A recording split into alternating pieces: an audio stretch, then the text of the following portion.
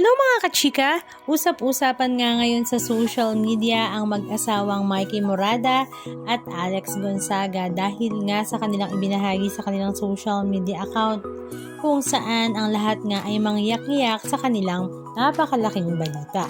Mangyak-ngyak nga ang lahat ng balikan nga ni Alex Gonzaga ang pagkakataon kung saan nagkaroon nga sila ng 3 times miscarriage ng kanyang asawa na si Mikey, kung saan talaga namang napakahirap nga nitong tanggapin dahil that time ay talagang gustong-gusto na nga nilang magka-baby together.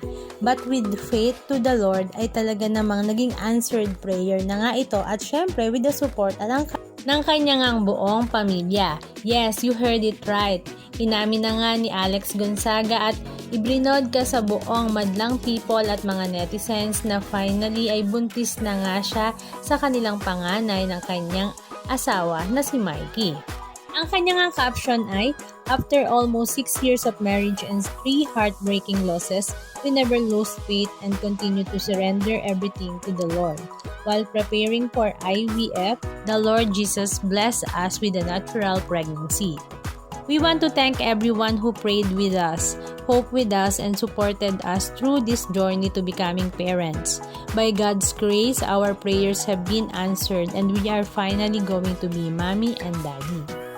The Lord Jesus truly answers prayers.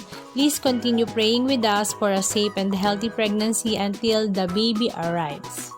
Napakasaya nga ng lahat, kaya naman after 4 hours pa nga lang niya itong ipinost ay talaga namang pumalo na nga kaagad ito ng million views. At the same time, 860,000 likes, 26,000 comments, at 175,000 nga ang nag-reshare nito. Marami rin nga ang talaga namang tuwang-tuwa at nag-congratulate nga sa mag-asawa sa kanilang mga kaibigan sa loob at labas ng mundo ng showbiz industry. Pero ang pinaka nakakatuwa nga ay si Isabel Daza. Sabi nga niya, "Sabi ko na your ilong So ayun nga, lumaki nga kasi talaga ang ilong ni Alex, kaya mukhang lalaki nga ang anak nito. Matatandaan nga last month, April 18, ay naging bali-balita na nga sa social media na buntis na nga daw si Alex dahil noong birthday nga ni Mikey ay nagkamali nga siya ng caption, at syempre ang hint nga ay nakita na rin sa cake. Ang lahat nga ay talaga namang tuwang-tuwa sa good news na ito na magiging mommy at daddy na si Alex at Mikey. Kaya naman congratulations, and we're praying for your safety delivery.